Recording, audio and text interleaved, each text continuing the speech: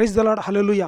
ప్రభునందు ప్రియమైన వారలారా, ప్రార్థనా ఛానల్ని వీక్షిస్తున్న ప్రేక్షకులారా, అలాగే పరిశుద్ధాత్మ కార్యములు అను మా ప్రోగ్రాం వీక్షిస్తున్న ప్రియమైన వారలారా, ప్రభు యేసుక్రీస్తు శక్తిగల నామములో మీ అందరికీ నా హృదయపూర్వక వందనాలు.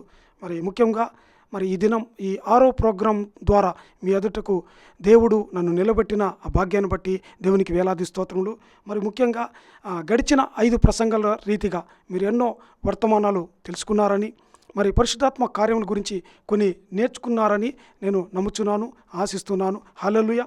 అంత మాత్రమే కాకుండా దయచేసి వాక్యాన్ని వింటున్న మీరు దయచేసి వాక్యాన్ని మీరు వినువారు మాత్రమేగా ఉండకుండా దయచేసి వాక్యాన్ని వింటున్న మీరు మొదటి సమూయేలు 30:24 ఒక మాట రాయబడింది. యుద్ధమునకు పోవాని భాగమెంతో సామాన్ల దగ్గర కాయువాని భాగం అంతే అని రాయబడింది. అలాగూ చూడండి, వాక్యం వింటున్న మీరు వాక్యాన్ని ఇతరులకి పంచడం ద్వారా యుద్ధము చేయవాడు. ఇలాగ మీరు వాక్యం చెప్పలేకపోవచ్చేమో. హల్లెలూయా. కనుక ఇలాగ వాక్యం చెప్పలేకపోయినప్పటికీ మీరు ఈ వాక్యాన్ని ఇతరులకి షేర్ చేయడం వల్ల, ఇతరులకి పంపించడం ద్వారా నేను చెప్పడం వల్ల నాకెంత ఆశీర్వాదమో, మీరు పంపించడం వల్ల మీకు కూడా అంతే ఆశీర్వాదం, దీవెనలు కలుగుతాయి. హల్లెలూయా. ఉదాహరణకు చూసినట్లయితే నయమాను తనకున్న ఆ కుష్ఠరోగాన్ని కప్పుకొని ఎవరికి తెలియకుండా తన ఇంటిలో బాధపడేవాడు. హల్లెలూయా. చూడండి, ఆ రోగాన్ని కప్పుకొని యుద్ధాలకు చేసేటువంటి వాడు నయమాను. కానీ ఒక చిన్నది చెప్పిన సాక్ష్యం వల్ల, ఒక చిన్నది, అయ్యా ఇదిగో నా నయమాను భార్యతో చిన్నది సాక్ష్యం ఇస్తుంది. నా యజమానురాలా, ఇదిగో నా యజమానుడు ఎలీషా అనే దైవజనుడి దగ్గర ఉండినట్లయితే, వెళ్ళినట్లయితే ఎంత బాగుండు, ఇతనికి స్వస్థత కలుగుతుందని ఆమె ఆ దైవజనుడి గురించి పరిచయం చేయడం వల్ల హల్లెలూయా నయమానుకు ఆశ్చర్యకరమైన, అద్భుతకరమైన విడుదల, స్వస్థత దొరికినట్టుగా, ఆ ఇంటిలో గొప్ప రక్షణ భాగ్యం కలిగినట్టుగా మనం చూస్తూ ఉన్నాం. హల్లెలూయా. హల్లెలూయా. ఇది ఎలా సాధ్యం? చూడండి, దానియేలు గ్రంథము 12వ అధ్యాయంలో మనం చూస్తూ ఉన్నాం. ఎవడు అనేకుల్ని తిప్పునో, ఒకవేళ ఆ వాక్యము సేవకులకు వర్తిస్తుందా? సేవకులకేనా బైబిల్లో వాక్యాలు ఉండేది? కాదండి, సేవకులు కాదు, అందరికీ, విశ్వాసులు, సేవకులు, అందరూ, బోధకులకి, ప్రవక్తలు అందరికీ వర్తిస్తాయి. హల్లెలూయా. నీవు ఎప్పుడు అనేకుల్ని తిప్పగలుగుతావు? నీ విశ్వాసిగా ఉన్నావు, నువ్వు ఎలాగ అనేకుల్ని తిప్పగలుగుతావు? నువ్వు ఎలాగ ఆకాశంలోని నక్షత్రంలాగా వెలుగుతావు? ఎలా అంటే ఇలాగా నువ్వు దేవుని వాక్యాన్ని ఇతరులకు పంచడం వల్ల నీ ద్వారా ఎంతోమంది రక్షణ పొందే ఆ నయమానులు ఎంతోమంది ఉన్నారు. గనుక దయచేసి వాక్యాన్ని స్కిప్ చేయకుండా, వాక్యం ఒకవేళ మీకు నచ్చితే, ఒకవేళ ఈ వాక్యం వల్ల మీకు ఆదరణ కలిగితే ఇతరులు కూడా పంపించండి. హల్లెలూయా. గనుక ఇంకా దేవుని వాక్య భాగంలోనికి మనం సూటిగా మాట్లాడుకుందాం.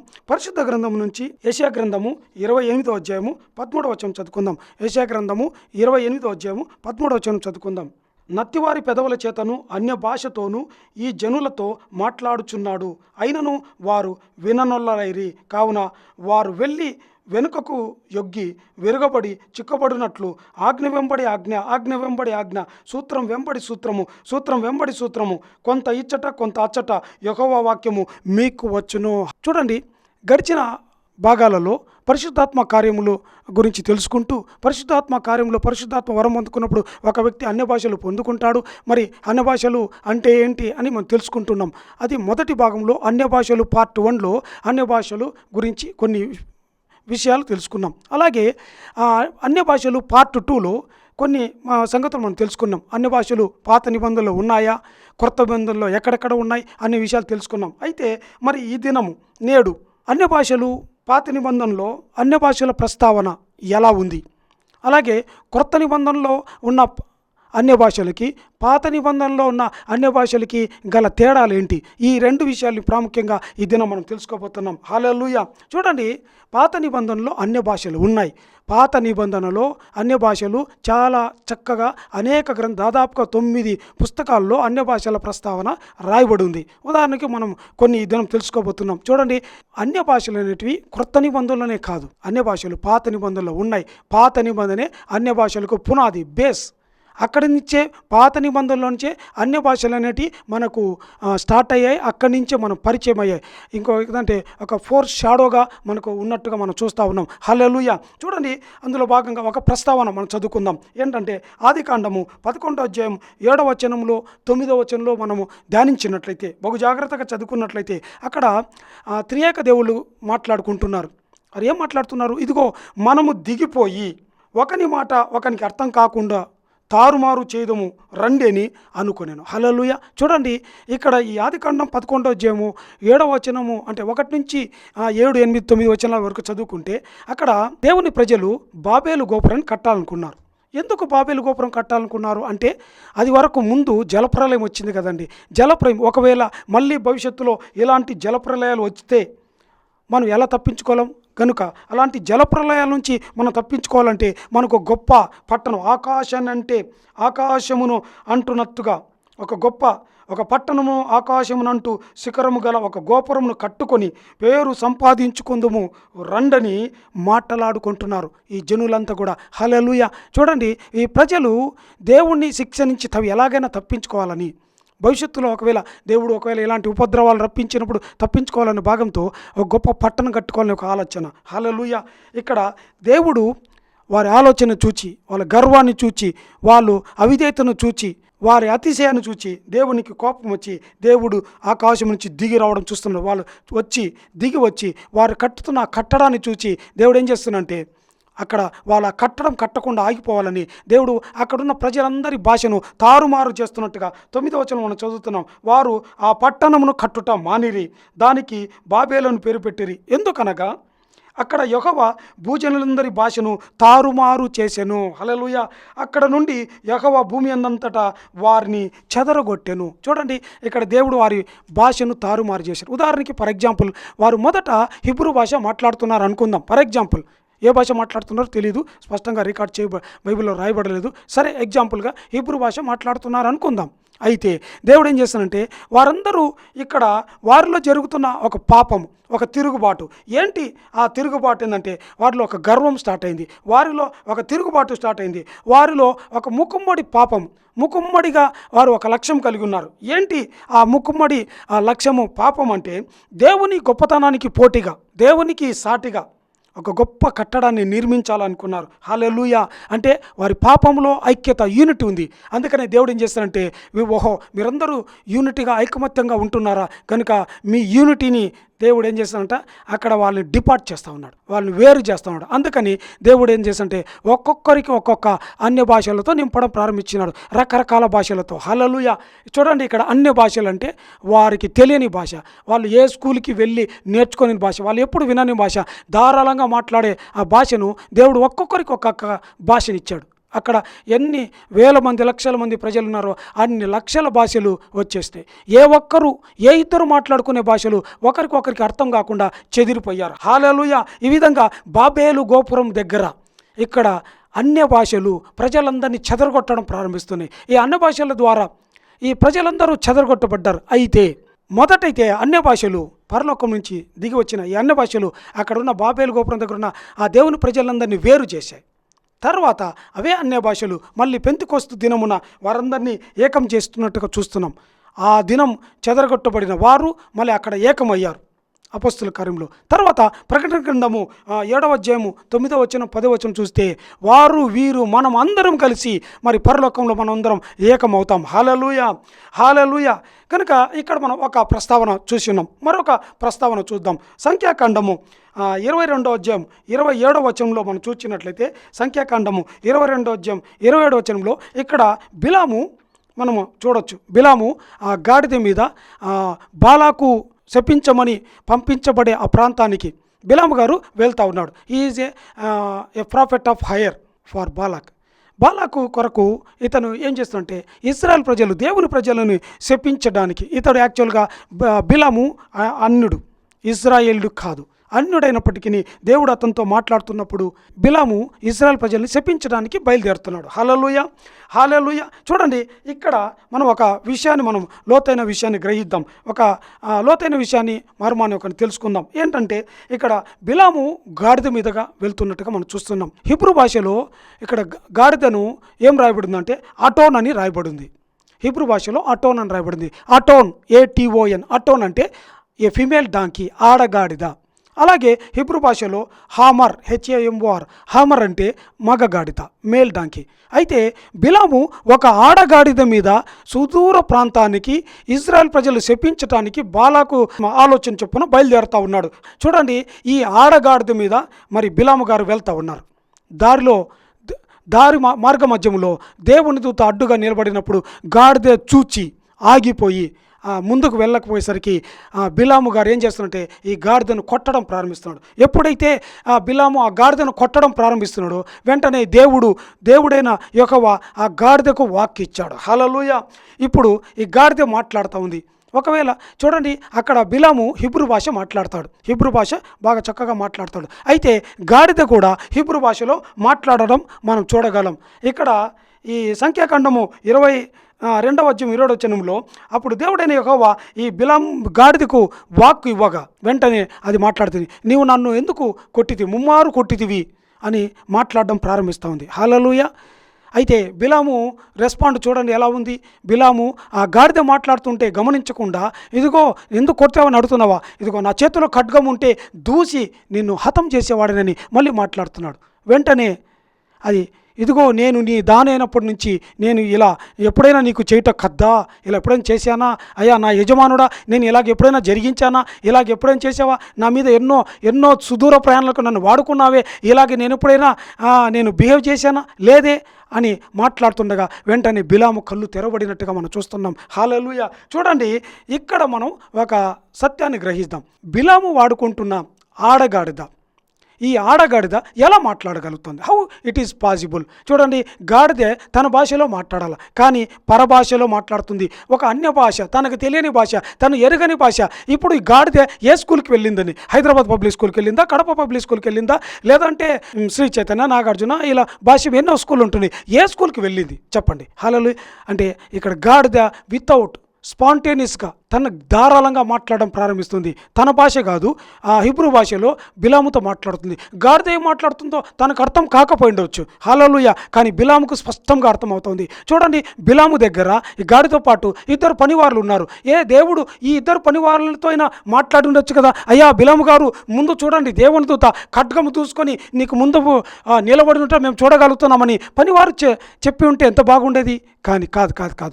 దేవుని వాక్యంలో ఇలా రాయబడింది. 1 కొరింథీ 1వ అధ్యాయం 27వ వచనంలో, ఏ శరీరియు దేవుణ్ణి అతిశయించకుండా ఉండునట్లు దేవుడు అంట జ్ఞానులను సిగ్గుపరచడానికి, బలవంతులను సిగ్గుపరచడానికి ఏం చేస్తాడంట, దేవుడు బలహీనులను, వెర్రివారిని, పెంట కుప్పలుండే వాళ్ళని దేవుడు లేవనెత్తి వాడుకుంటాడు. హల్లెలూయా. ఈ విధంగా ఈ గాడిద ఒక బలహీనమైన ఘట్టం. అది స్త్రీ కదా, ఆడగాడిద కదా, బలహీనమైనది. అయితే అందుకే దేవుడు ఈ బలహీన గాడిద ద్వారా బలవంతుడైన ప్రవక్తను వెర్రితనాన్ని అడ్డగిస్తూ ఉంది. దేవుడు గాడిదకు వాక్య ఇవ్వడానికి మర్మం అదే. హల్లెలూయా. పాత నిబంధనలు అనేక మంది ఈ సుదూర ప్రయాణాలకి గాడిదలు ఎన్నుకుంటారు వారి ప్రయాణానికి. అయితే రాజులు మాత్రం గుర్రాల మీద వెళ్తారు, మిగిలిన సామాన్యులు మధ్యతరగతి వాళ్ళంతా కూడా గాడిదల మీద వెళ్తుంటారు. అయితే ఇలా గాడిదలు వెళ్ళేటప్పుడు మగ గాడిద మీద వెళ్తే చాలా వరకు మగ గాడిదలు ఎక్కువగా బలంగా ఉంటాయి, ఫెరోసిస్గా ఉంటాయి. వాటిని ఎక్కువగా మనం వాడుకునేటప్పుడు వాటిని కంట్రోల్ చేయడం చాలా కష్టం. అందుకనే పాత నిబంధనలు ఎక్కువ మంది కూడా ఏం చేస్తారంటే ఆడగాడిదలు వాడతారు. ఈ ఆడగాడిదలు ఏంటంటే ఎక్కువగా లోబడతాయి, విధేయత చూపిస్తాయి, యజమానులకి భయపడి భయభక్తులతో నడుచుకుంటాయి. అందుకనే సుదూర ప్రయాణాలకి ఎక్కువగా ఫిమేల్ డాంకీని వాడుకుంటారు. హల్లెలూయా. ఇలాగా బిలాము గారు ఇలాగా ఈ ఆడగాడిదను ఎన్నుకున్నాడు.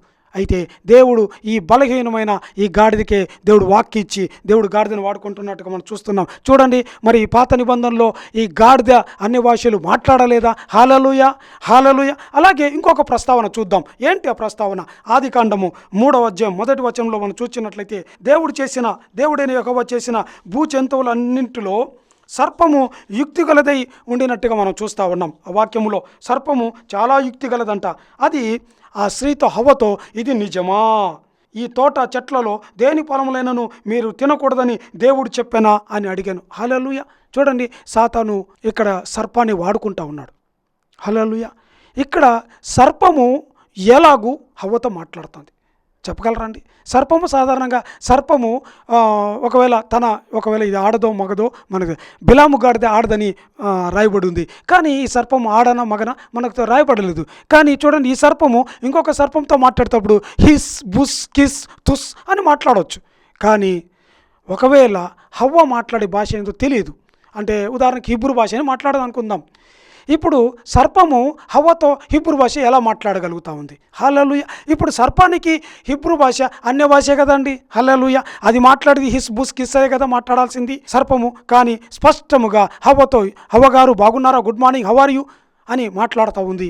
ఇది నిజమా అని ఒక అనుమానంని రేకెత్తించి మాట్లాడుతున్నట్టుగా మనం చూస్తూ ఉన్నాం. హల్లెలూయా, హల్లెలూయా.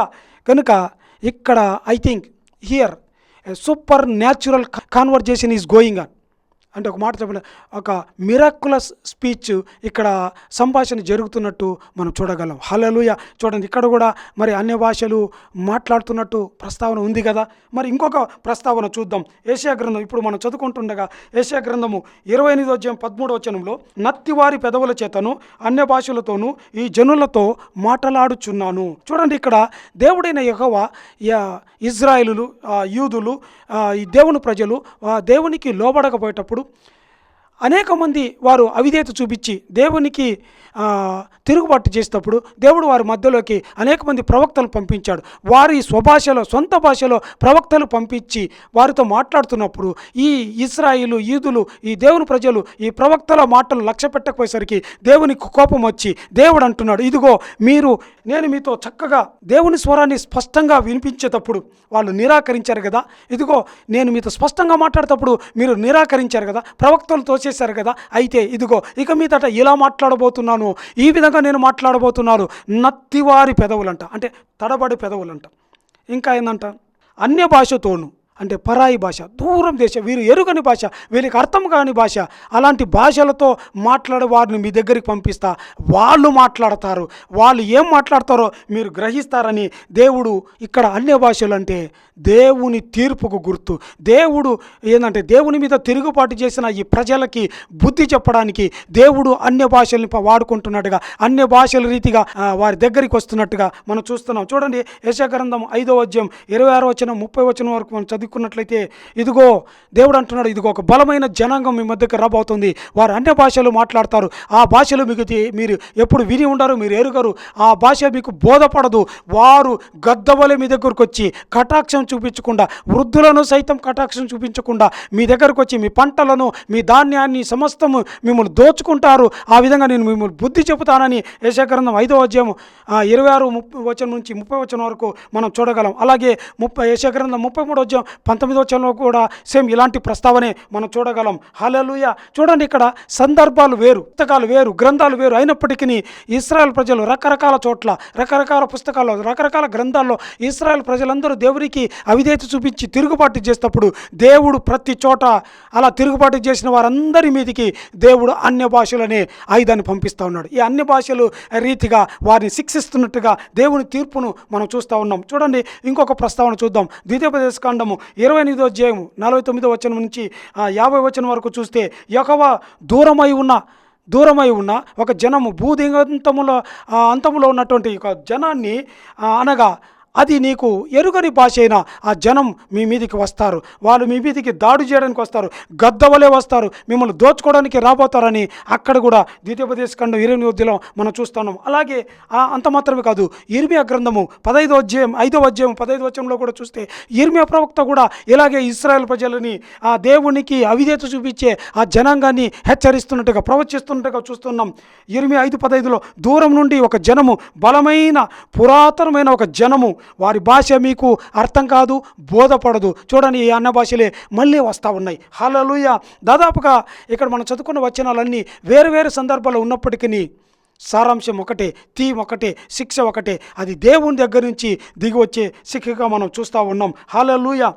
ఇంకొకటి ప్రాముఖ్యమైన, పాత నిబంధనలో అతి విశేషమైన ప్రాముఖ్యమైన ఇంకొక ప్రస్తావన చూద్దాం. దానియేలు గ్రంథము 5:5 నుంచి 31 వరకు ఈ ప్యాసేజ్, ఆ భాగమంతా మీరు చదివితే మనం అక్కడ చూడగలం. చూడండి, ఈ దానియేలు గ్రంథం 5:5 ఆ గడియలోని మానవ వాస్తవ్యంతో కూడుకున్న వేళ్ళు మరి ఆకాశం నుంచి దిగి వచ్చి అక్కడ రాజు నగరిలో గోడ మీద ఒక చేతి వ్రాత రాయడం ఆ రాజు చూసి గడగడ వణికిపోయి భయపడడం ప్రారంభిస్తున్నాడు. హల్లెలూయా. వెంటనే రాజు తన దగ్గర ఉన్నటువంటి నపుంసకులను, గాడి వాళ్ళని, జ్ఞానం గల వారిని, శకునగాండ్లను, అనేకులు ఉన్నటువంటి డిఫరెంట్ వెర్సటైల్స్ని, ఇంకా చాలామంది టాలెంటెడ్ పర్సన్ అందరినీ పిలిపించాడు. ఇది చదవండి, ఇది మనుషుల భాష కాదు, ఇది పరలోక సంబంధమైన భాషే, వచ్చింది దేవుని హస్తమే, ఇది దేవుని భాష, దైవ భాష.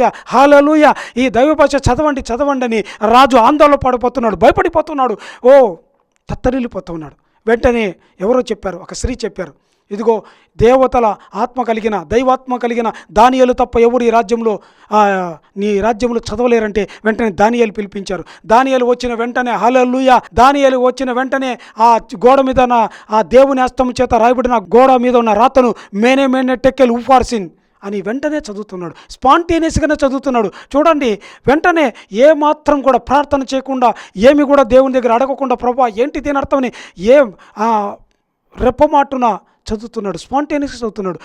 మేనే టెకెల్ ఫార్సిన్. హల్లెలూయా. ఎంత బాగా చదువుతున్నాడు చూడండి. రాయబడింది అన్య భాషలు. ఈ బబులోను రాజులకి, ఆ బబులోను ప్రజలకి, ఆ దేశ ప్రజలందరికీ ఎవరికి అర్థం కావడం లేదు. అన్య భాషల స్క్రిప్ట్ రాయబడి ఉంది ఆ గోడ మీద. అన్య భాషలు స్క్రిప్ట్ చూడండి. పాత నిబంధనలో ప్రముఖంగా అన్య భాషలకున్న స్క్రిప్ట్ ఇక్కడ మనం చూస్తూ ఉన్నాం. హల్లెలూయా. ఈ అన్య భాషల స్క్రిప్ట్ ఇక్కడ చూడం. దానియేలు చక్కగా అన్య భాషలు మేనే టెక్కెలని చదువుతున్నాడు.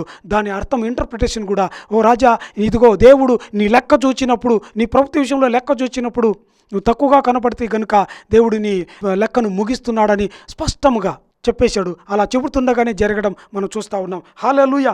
ఇలాగ చూడండి, ఎన్నో ప్రస్తావనలు పాత నిబంధనలో అన్య భాషలు ఉన్నాయి, ఇలాగ మరుగున ఉన్నాయి. అయితే ఇప్పుడు చూడండి, ఇప్పుడు ఒక తేడా తెలుసుకుందాం. What is the difference in between పాత నిబంధనలు ఉన్న అన్య భాషలకి, కొత్త నిబంధనలు ఉన్న అన్య భాషలకి డిఫరెన్స్ ఏంటి?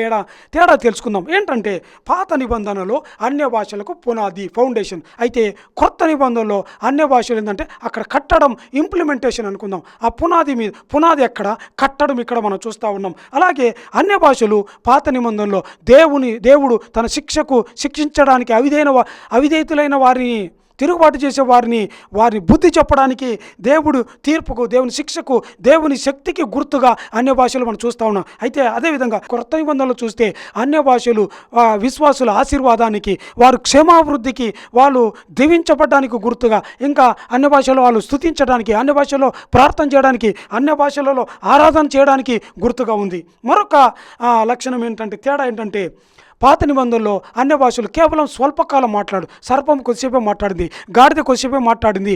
ఇంకా మోషే మీద దిగి వచ్చిన ఆత్మ 70 మంది ప్రజల మీదకి వచ్చినప్పుడు వారు కూడా ప్రవచనాలు చెప్తున్నారు. ప్రవచనంలో అన్య భాషలు కూడా మిక్స్ అయి ఉంటాయి. వాళ్ళు కూడా కొంచెంకాలమే మాట్లాడుతున్నాడుగా. పాత నిబంధనలో అన్య భాషలు temporary, they are speaking in temporary, కానీ కొత్త నిబంధనలో నిరంతరం మాట్లాడచ్చు. అలాగే 4వ తేడా ఏంటంటే, అన్య భాషలు పాపం చేసిన వారికి, ఈ అన్య భాషలు ఎవరైతే పాపం చేశారో, దేవుని మీద తిరుగుబాటు చేశారో, ఈ అన్య భాషలు వారిని చెదరగొడతా ఉన్నాయి. దేవుని సన్నిధిలో నుంచి, దేవుని యొక్క కాపుదల నుంచి, దేవుని యొక్క ప్రొటెక్షన్లో నుంచి, కృపలో నుంచి, దీవెన నుంచి చెదరగొడతా ఉన్నాయి. ఉదాహరణ చూస్తే మరి బాబేలు గోపురం దగ్గర ఆ దేవుని ప్రజలందరూ కూడా వారు తప్పు చేసినందువల్ల వారిని చెదరగొడతా ఉన్నాయి. కానీ క్రొత్త నిబంధనలో మాత్రం అయితే ఈ అన్య భాషలే మరి దేవుని ప్రజలందరూ ఎవరైతే శుద్ధులుగా మారతారో అలా మారిన వారిని యునైటెడ్ ఏకం చేస్తున్నట్టుగా మనం చూస్తూ ఉన్నాం. హల్లెలూయా. అలాగే పాత నిబంధనలు చూస్తే అన్య భాషల స్క్రిప్ట్ ఇప్పుడే చదువుకున్నాం కదా, మరి మేనే టెక్కెలని స్క్రిప్ట్ రాయబడింది కదా, అలాంటిది కొత్త నిబంధనలో ఎక్కడ కూడా మరి అన్య భాషల స్క్రిప్ట్ లేదు. ఓన్లీ ఓరల్ మాత్రమే మనం చూడగలం, ఓరల్గా మాట్లాడేది మాత్రమే చూడగలం. అలాగే చివరిగా చూడండి, పాత నిబంధనలో నాన్ హ్యూమన్ ఎంటిటీస్, అంటే మనుషులు కాని వారు, non human entities are communicated with the humans. అంటే మనుషులు కాని వారు మనుషులతో మరి ఇంటరాక్షన్ చేస్తున్నట్టుగా, మరి గాడిద మనుషులతో మాట్లాడుతూ ఉంది, సర్పం మాట్లాడుతూ ఉంది. కానీ క్రొత్త నిబంధనలో కేవలం హ్యూమన్ టు హ్యూమన్, అంటే మనుషులతోనే భాషలతో మాట్లాడుకుంటూ, భాషలకు అర్థాలు చెప్పుకుంటూ, ఒకరికొకరు భాషలతో మరి హెచ్చరించుకుంటున్నట్టుగా మనం చూస్తున్నాం. అలాగే చివరిగా చూడండి, అన్య భాషల్లో పాత నిబంధనలు అన్య భాషలు దేవుని శక్తికి గుర్తయి ఉంది. కొత్త నిబంధనలు కూడా అన్య భాషలంటే దేవుని శక్తికే, దేవుని వరానికే మనం చూడగలం. హల్లెలూయా. చివరిగా మనం ఏం తెలుసుకుంటామంటే, కొంతమంది ప్రసంగం విని నాతో మాట్లాడుతున్నారు, అన్న అన్య భాషల గురించి అని చక్కగానే చెప్తున్నారు, కానీ అన్న అన్య భాషలు మేము కూడా మాట్లాడాలనుకుంటున్నాం, అవి ఈ అన్య భాషలు ఎలా వస్తాయి? ఎవరైనా దగ్గర ఏదైనా మనం ఇతరుల భాషలు మాట్లాడితే వస్తాయా? అలా మాట్లాడితే వస్తుంటాయా? ఏబిసిడీలని 4 నేర్చుకొని వచ్చి అలా ఏబిసిలు పలికేటప్పుడు ఈఎఫ్జి వస్తాయా అని నన్ను కొంతమంది అడిగారు, నాతో కూడా సంభాషించారు. వారికి చాలా చక్కగా వివరంగా కూడా చెప్పాను. చూడండి, గతంలో అన్య భాషలు పార్ట్ 1లో చెప్పాను.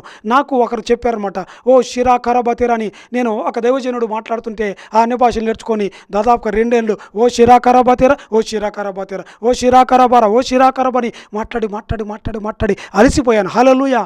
కాదు, అన్య భాషలు అలా నేర్చుకుంటే వచ్చేట్టు కాదు. అన్య భాషలు అంటే దేవుని వరం. పరిశుద్ధాత్మ నువ్వు పొందుకుంటే పరిశుద్ధాత్మ దేవుడు ఇచ్చే వరం. హల్లెలూయా. అయితే నీవు అన్య భాషలు మాట్లాడాలంటే ఏం చేయాలా అన్న, నేనేం చేయాలని ప్రశ్న అడుగుతున్నారు కదా. నీవు అన్య భాషలు మాట్లాడాలంటే మొట్టమొదటిగా పరిశుద్ధాత్మతో పొందుకోవాలా. సరేనా, పరిశుద్ధాత్మ నేను ఎలా పొందాలంటే, పరిశుద్ధాత్మ నువ్వు పొందుకోవాలంటే 3 కార్యాలు నువ్వు చేస్తే, 3 పనులు నువ్వు చేస్తే పరిశుద్ధాత్మను పొందుకోలేవు. ఏంటి ఆ 3 పనులు అంటే? హల్లెలూయా.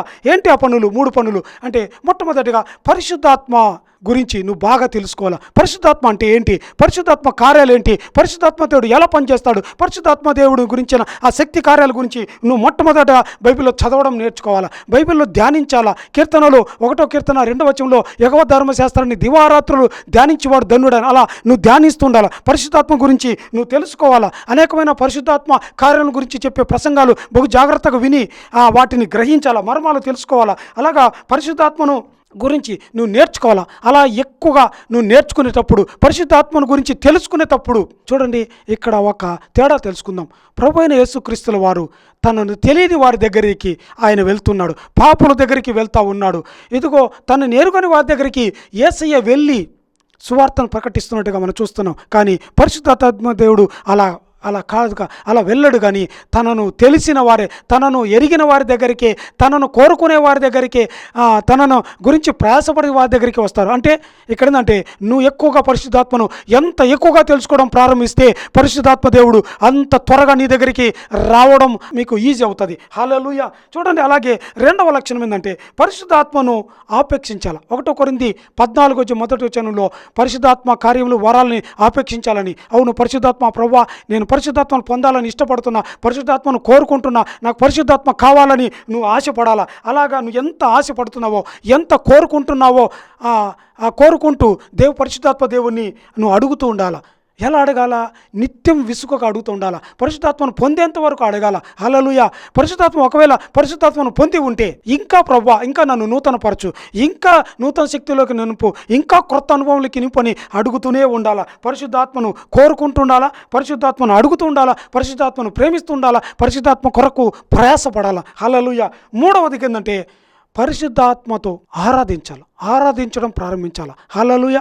మొదటి 2 లక్షణాలు నేర్చుకున్నారు, బాగానే ఉంది. అయితే 3వది ఏంటంటే పరిశుద్ధాత్మతో నువ్వు ఆరాధించడం ప్రారంభించాలా. అన్న అది ఎలా పాసిబుల్ అంటే, అభిషేకం పొందిన దైవసేవకులు ఉండవచ్చు, ఒకవేళ నీకు తెలిసిన వారు ఆత్మ పొందిన వాళ్ళు ఉండవచ్చు. నువ్వు వారితో కలిసి, వారితో ఏకీభవించి వారిని ప్రార్థన చేసేటప్పుడు 133వ కీర్తన మొదటి వచనంలో సహోదర ఐక్యత కలిగి ఉండట ఎంత మేలు, ఎంత మనోహరము ఇక్కడ రాయబడి ఉంది. అంటే నువ్వు పరిశుద్ధాత్మ పొందిన వారితో కలిసి ఏకీభించి ప్రార్థన చేసేటప్పుడు వారి మీదికి దిగి వచ్చిన అభిషేకం పాలు నీ మీదికి రావడం దిగవుతుంది. చూడండి, 23వ కీర్తన 5వ వచనంలో చూస్తే అక్కడ నీవు నూనెతో నా తల అంటున్నావు, నా గిన్నె నిండి పొంగి పొర్లి ప్రవహిస్తూ ఉందని మనం చూస్తూ ఉన్నాం. హల్లెలూయా. ఇలాగూ అభిషేకం పొందిన వారితో కలిసి నువ్వు ప్రార్థన చేసేటప్పుడు పరిశుద్ధాత్మను పొందుకుంటావు. హల్లెలూయా. దేవుడిచ్చిన ఈ వాక్య భాగం దీవించును కాక. Praise the Lord. హల్లెలూయా. వచ్చే వారం అనేకమైన లోతైన పరిశుద్ధాత్మ కార్యముల గురించి మనం నేర్చుకుందాం. హల్లెలూయా.